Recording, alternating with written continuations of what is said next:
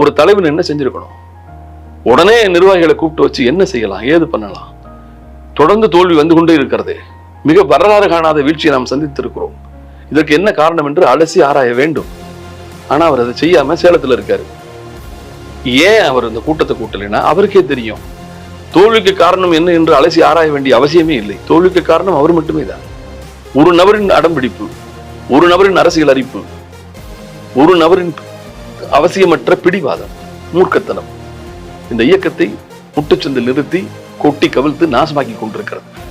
அதனால அதை அவர் அருகிலிருந்து வேடிக்கை பார்க்கிற மூத்தவர்கள் இருக்கிறார்களே, இந்த கட்சிக்காக உழைத்த செங்கோட்டையன், செம்மலை, செல்லூர் ராஜு, இவர்கள் எல்லாம் உள்ளே புலம்புகிறார்கள். எங்களை வெளியே பார்க்கிற போது எங்களிடம் கொட்டி தீர்க்கிறார்கள்.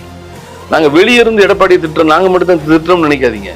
எங்களை விட பன்மடங்கு திட்டுறோம் பூரா கூட தான் இருக்கான்.